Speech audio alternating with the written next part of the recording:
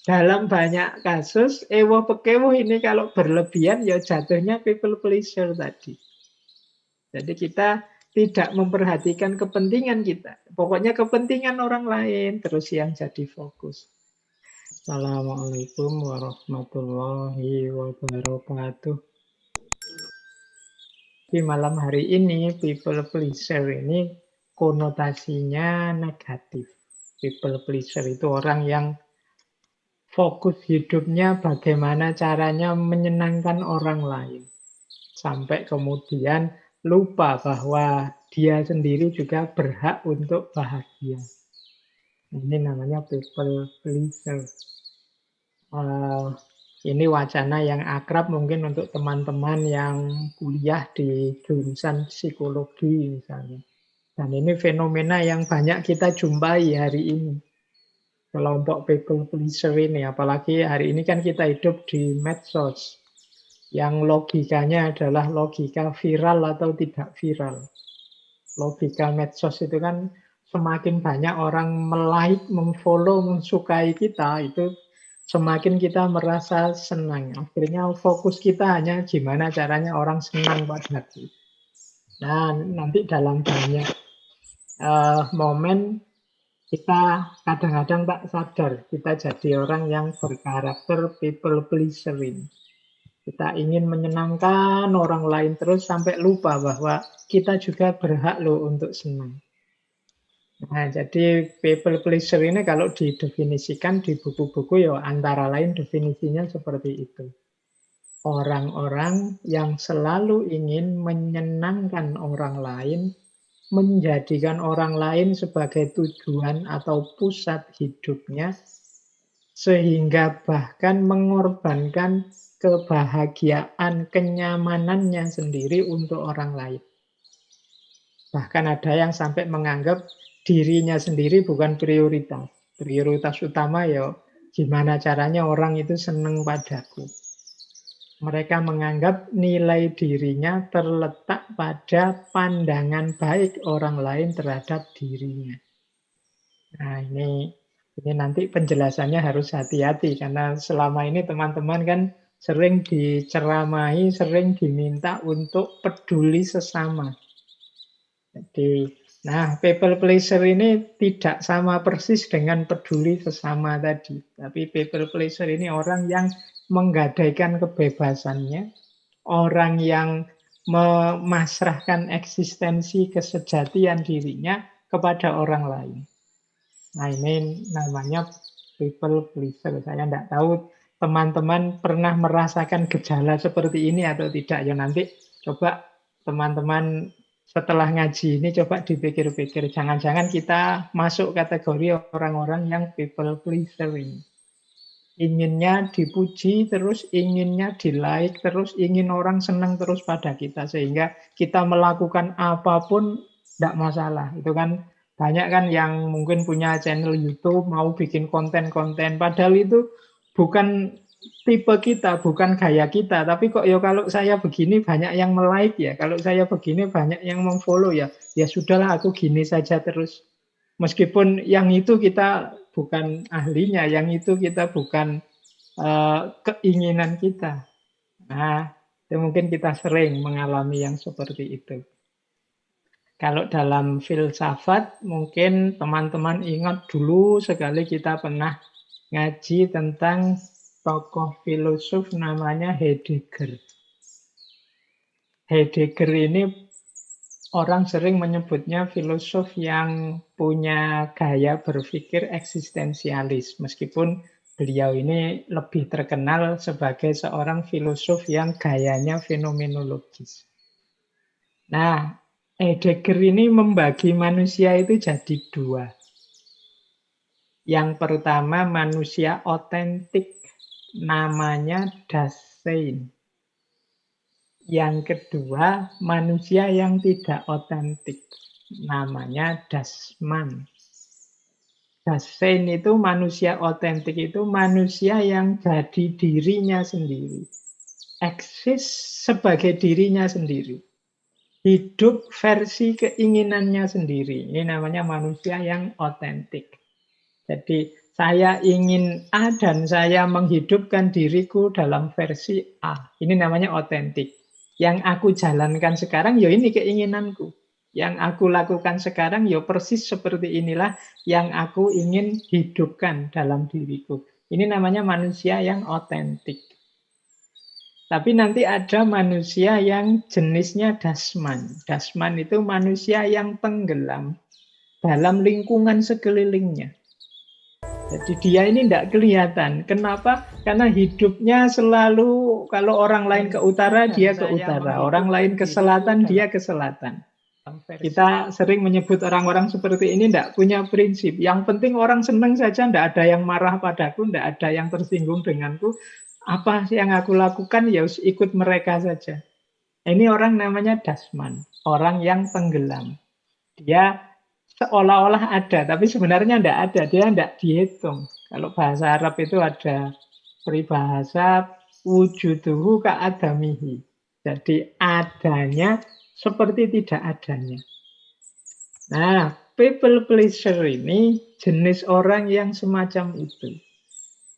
Jadi orang yang seolah-olah ada, padahal dia tidak ada. Keberadaannya dipakai hanya untuk orang lain, menyenangkan orang, menggembirakan orang, membuat orang suka atau setuju dengan dirinya, dan lain sebagainya. Jadi, ini awalnya ini, semoga sudah mulai bisa ditangkap. Ciri umumnya people pleaser itu ada 4. Yang pertama, dia selalu ingin bagaimana agar orang itu senang. Menyenangkan orang itu maksudnya senang pada dirinya atau senang pada diri kita. Gimana orang senang terus pada kita. Sehingga masuk yang kedua, kita cenderung setuju. Orang ini punya pendapat apa, orang ini punya keinginan apa, punya permintaan apa, kita iyai saja, kita oke saja.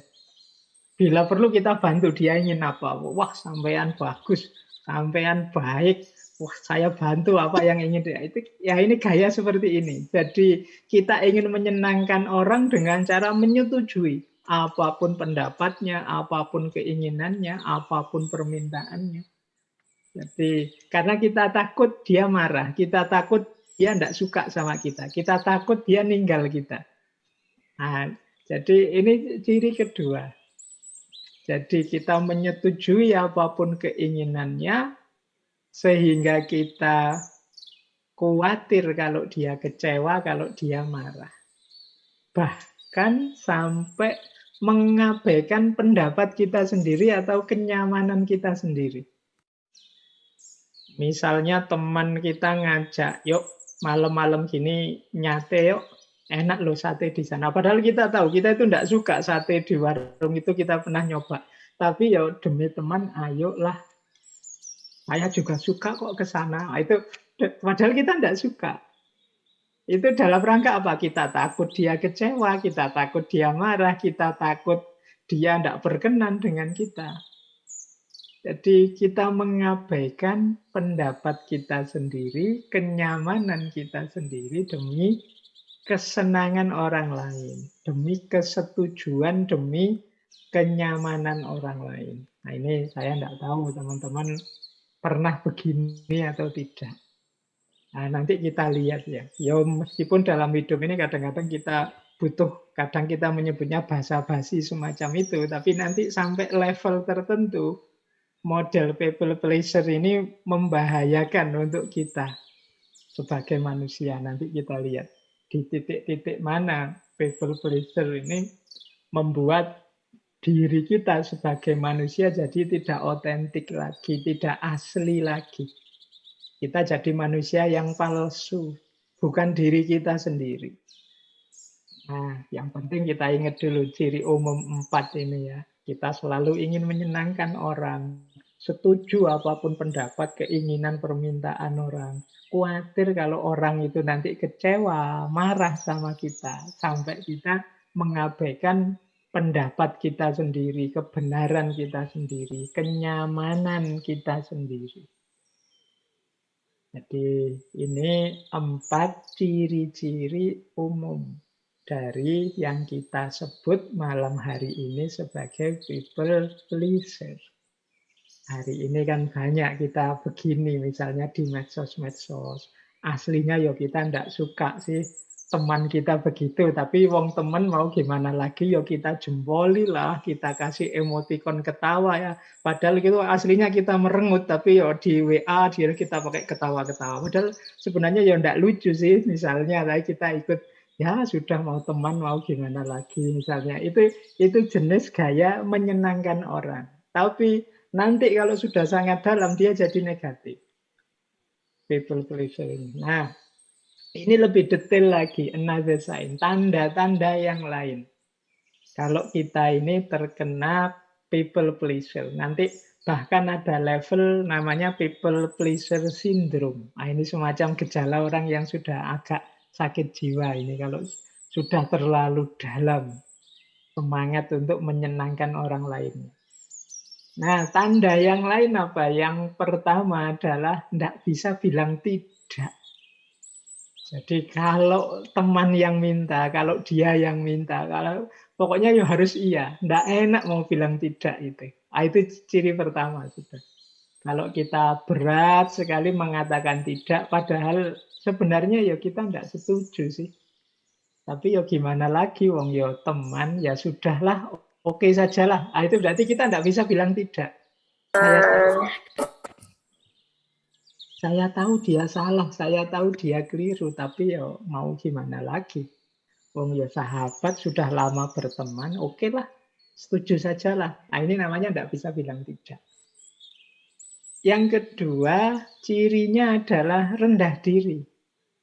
Nah ini biasanya di tengah kelompok kita, mungkin isinya orang-orang yang menurut kita pinter-pinter lah, ahli-ahli lah, jago-jago lah, entah dalam bidang apa. Dan kita merasa kita ini yang paling kecil di situ. Kita ini yang paling tidak punya kemampuan apa-apa. Kita ini yang tidak punya keistimewaan apa-apa. Ya sudahlah, monggo saja yang pinter-pinter yang memutuskan. Saya manut saja. Nah, kita kan sering begini. Silahkan saja yang ahli-ahli sana memutuskan. Saya tak ikut saja. Nah, kita sering begini.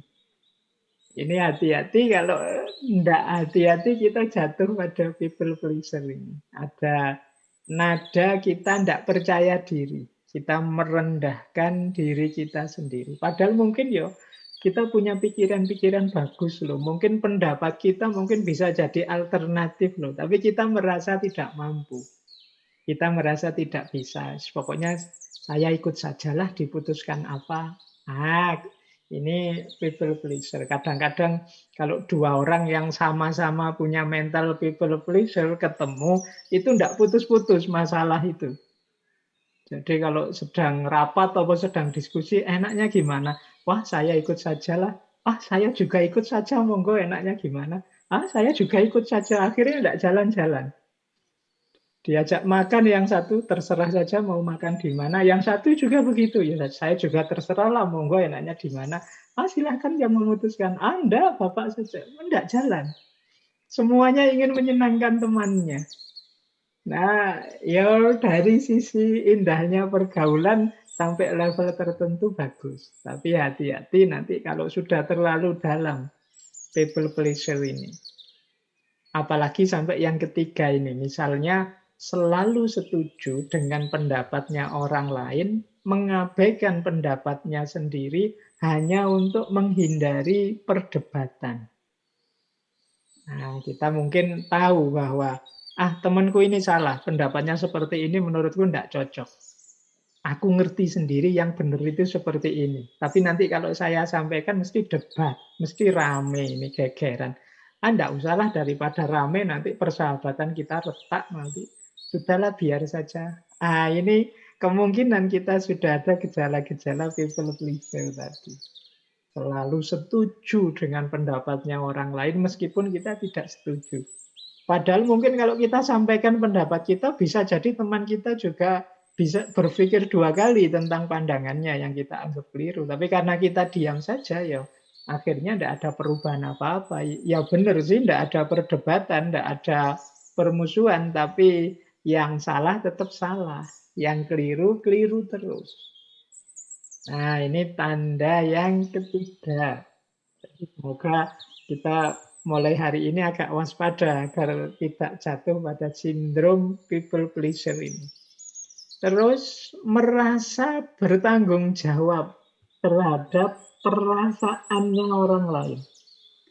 Jadi kita itu merasa bersalah sekali kalau orang misalnya ya tersinggung dengan kita.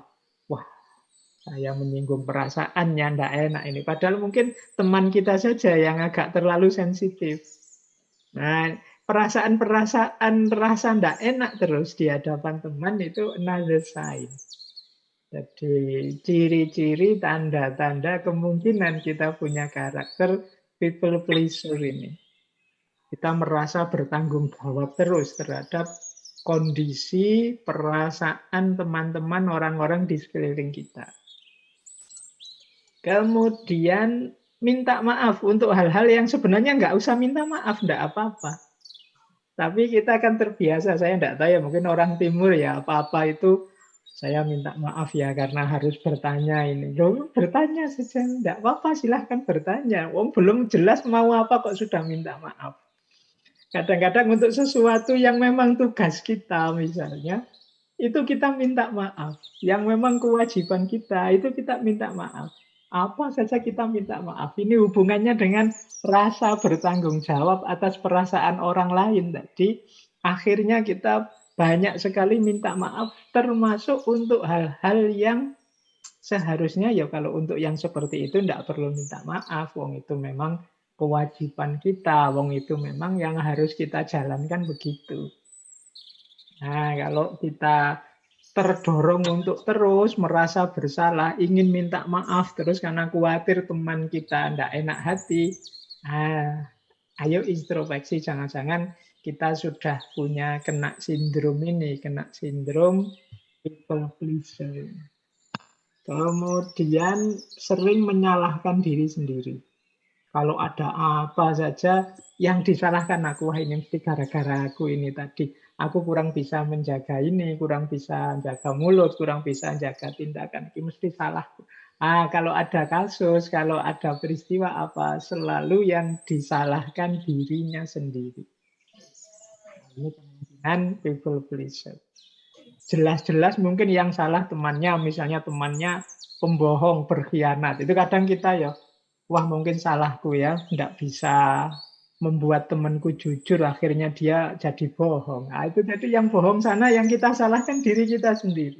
Mungkin aku tidak bisa nuntun dia, mungkin aku. Nah ini tanda-tanda mungkin kita terkena people pleaser ini.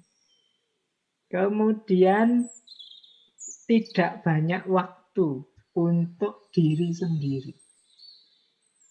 Jadi, tidak punya banyak waktu luang untuk diri kita sendiri. Ya, ini kemungkinan karena kita sibuknya mikir perasaan orang lain. Kita sibuk berpikir bagaimana orang menanggapi aku. Aku ini sudah cocok apa tidak di depan dia, di depan mereka.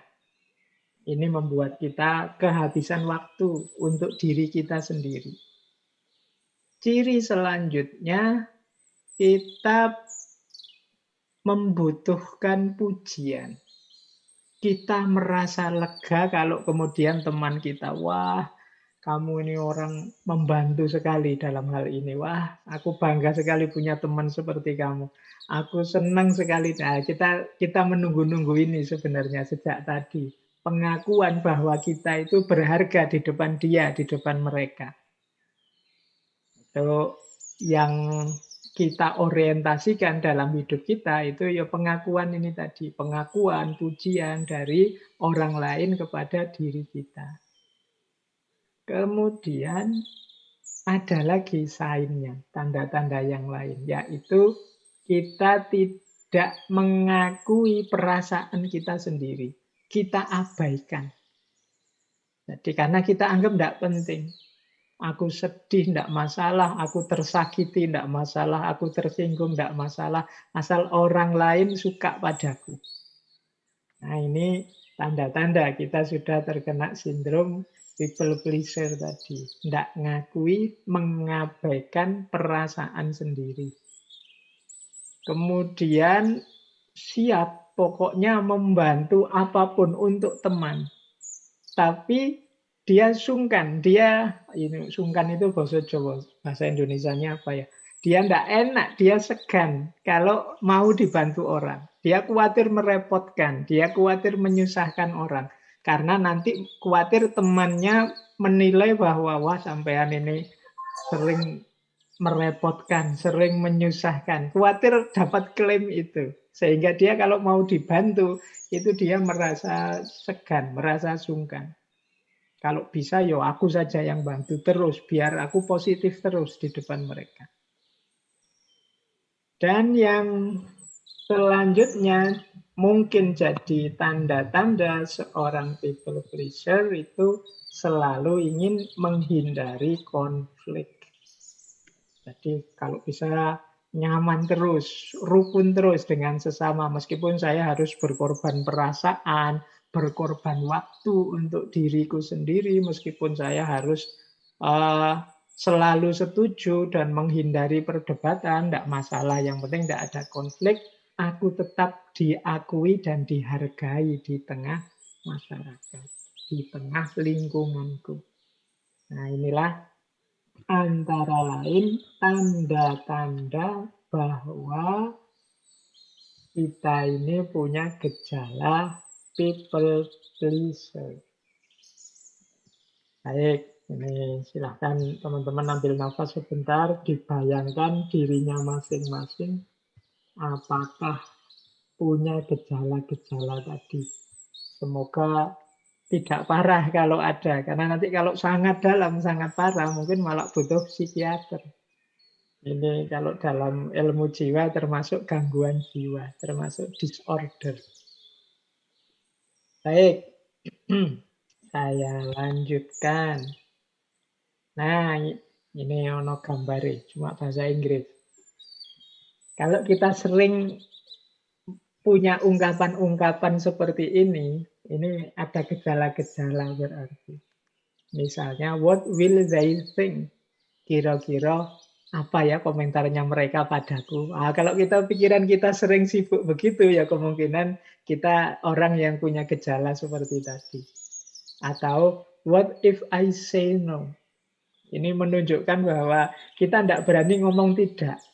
Kita selalu menimbang-nimbang, kalau saya bantah gimana ya? Kalau saya bilang tidak, kira-kira enak enggak ya? Kalau saya enggak setuju, kira-kira orang enggak apa-apa, enggak, atau nanti jangan-jangan ada masalah. Kalau kita banyak sering berpikir begitu, kemungkinan kita kena sindrom people pleaser tadi. Atau kita, will we still be friends? Kita masih temenan enggak ya? Kalau saya nekat bantah dia, bilang tidak, atau aku menghidupkan gayaku sendiri, kira-kira masih bisa temenan enggak ya aku sama dia? Nah, ini kalau ada pertanyaan-pertanyaan seperti ini, kemungkinan kita sudah masuk ke ranah people pleaser tadi. Atau kalau pas teman marah, itu kita bertanya pada diri kita sendiri. Jangan-jangan marahnya karena aku. Jangan-jangan aku melakukan ini kemudian mereka marah. Kalau saya melakukan ini, mereka setuju enggak ya? Pertimbangannya selalu mereka terus. Tidak pernah mempertimbangkan diri kita sendiri. Atau mungkin kita menyesal. I wish I could say no. Kalau bisa sih saya mau bilang tidak. Tapi yo gimana wong teman, wong sak kelas, wong tiap hari bareng. Nanti dia ndak enak sama saya. Itu I wish I could say no. Kalau teman-teman kalimat-kalimat seperti ini, pernyataan-pernyataan seperti ini sering kita ungkapkan, paling tidak untuk diri kita sendiri, ini kita perlu introspeksi. Jangan-jangan kita sudah mulai kena sindrom people pleaser ini. Ini tanda-tanda seperti kata Heidegger tadi, kita menuju diri yang tenggelam. Jadi kita tidak dihitung. Wujuduhu ka'adamihi tadi. Jadi dalam pergaulan, Orang nggak ngitung kita, tenang saja. Kalau dia mesti mau kok. Kalau dia mesti setuju kok. Itu dia anak baik kok. Dia nggak mungkin bantah, tenang saja. Ini tanda-tanda mungkin kita, kehadiran kita nggak dihitung. Nah, jadi ini ciri-ciri, tanda-tanda bahwa kita sedang punya gejala people pleaser. Ada beberapa ilustrasi untuk menunjukkan fenomena terjadinya people pleaser ini. Saya ambil ada dari budaya Jawa atau dari kalimat-kalimat yang sering beredar di sekeliling kita. Misalnya kita mungkin sering mendengar istilah asal bapak senang. Nah, ini biasanya bawahan yang pokoknya cerita yang baik-baik saja. Gimana caranya atasannya senang terus. Nah, orang yang bermental asal bapak senang itu sebenarnya salah satu ciri yang people pleaser. Dia pasti tidak berani menyampaikan pada bapaknya, dalam tanda petik ya, bapak itu bisa pimpinannya, bisa bapaknya beneran, bisa orang yang statusnya lebih tinggi, mungkin gurunya, mungkin dosennya, dan lain sebagainya. Itu di hadapan mereka-mereka ini kalau kita pokoknya diceritain yang enak-enak saja, yang senang-senang saja. Jadi untuk mereka gimana caranya biar mereka senang terus. Kalau sama dosen ya biar nilai kita nanti baik. Kalau kita tidak setuju sama dosen sudah diam saja. Pokoknya kita setujui saja. Lumayan nanti kalau kita dapat nilai A. Jadi itu asal Bapak senang. Kita tidak menampilkan apa diri kita apa adanya. Jadi banyak dalam budaya-budaya kita bersikap asal bapak senang. Atau kalau dalam bahasa Inggris ada istilah yes man. Yes man itu orang yang selalu yes. Tidak pernah no. Jadi ya ada apa saja yes. Pokoknya saya yes. Selalu saya yes. Tidak pernah kalau saya no. Saya tidak setuju yang seperti itu. Saya punya pandangan sendiri. Ah, ini masalah. Jadi kalau kita selalu jadi orang yang yes, ya berarti sebenarnya kita tidak pernah mikir. Jadi orang itu kan kalau diajak ngomong gimana menurutmu? Enak enggak? Ya, enak. Setuju? Ya. Pokoknya jawabnya ya terus. Itu kemungkinan kita memang males mikir. Inginnya ikut saja. Ya kalau kita gayanya seperti ini ya jangan mengeluh kalau kita tidak dihitung. Kita akan dianggap ya hanya people pleaser tadi untuk Boso Jawa ini jangkep-jangkepan lah, yang penting ada gitu saja. Nah ini gaya yes man. Nah menarik, dalam budaya Jawa ada istilah budaya ewuh pekewuh. Nah ini ewuh pekewuh ini mungkin teman-teman yang Jawa mungkin sering ya mendengarkan kalimat ini. Ewuh pekewuh itu misalnya saya dengan atasan misalnya mau ngeritik ndak enak, rek wong atasannya sendiri. Itu budaya, kadang disebut budaya sungkan. Wah ini sama Pak Yai ya, enggak enak. Sungkan saya kalau harus menyampaikan sesuatu. Padahal mungkin Pak Yainya sendiri seneng kalau kita terbuka. Tapi kitanya sungkan. Karena merasa enggak level. Nah ini namanya budaya ewuh pekewuh. Ewuh itu artinya rumit, ribet. Kalau pekewuh itu ya artinya ndak nyaman, ndak enak. Jadi kita merasa tidak nyaman kalau membuat orang repot. Ini namanya ewuh pekewuh. Misalnya kita mau bertamu jam habis maghrib misalnya. Wah, ndak enak deh kalau bertamu habis maghrib. Jangan-jangan tuan rumahnya sedang ngaji atau sedang makan malam. Nanti dianggap minta makan lagi. Nah, ini ewuh pekewuh contohnya. Nah, dalam banyak kasus, ewuh pekewuh ini kalau berlebihan ya jatuhnya people pleaser tadi. Jadi kita tidak memperhatikan kepentingan kita. Pokoknya kepentingan orang lain terus yang jadi fokus. Makanya saya sebut tema malam hari ini itu antitesisnya, lawannya tema minggu lalu tentang self-love. Jadi hidup kita sering ribet gara-gara ewuh pekewuh ini. Kita inginnya tidak merepotkan, tidak menyusahkan, inginnya menyenangkan orang terus. Padahal mungkin orang yang kita senangkan itu tidak selalu begitu maunya. Tapi kitanya saja merasa tidak enak, tidak nyaman kalau merepotkan orang lain. Ya, budaya sungkan. Sungkan, mau WA, tanya macam-macam, nanti kalau beliau tersinggung gimana, tidak enak. Pekewoh saya.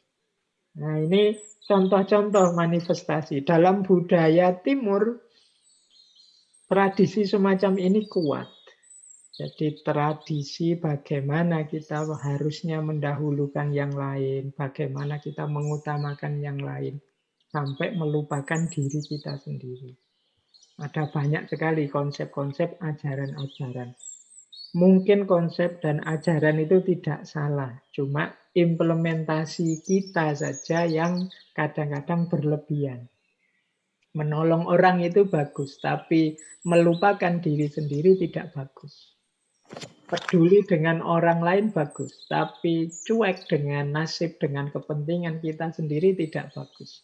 Kalau bahasanya Al-Quran, wala tulku bi'aidikum ila tahluka. Jangan kamu menjatuhkan dirimu, melemparkan dirimu dalam kehancuran secara sengaja. Jadi orang hidup itu normalnya mencari enak, mencari nyaman. Nah, jadi ini contoh-contoh manifestasi dari people pleaser. Ada karakter orang yang yes man, asal bapak senang, atau ewuh pekewuh yang berlebih-lebihan. Serba sungkan mau apa-apa. Akhirnya apa-apa jadi tidak jalan. Kepentingan kita tidak terakomodir karena kita tidak berani, tidak enak mau cerita. Baik.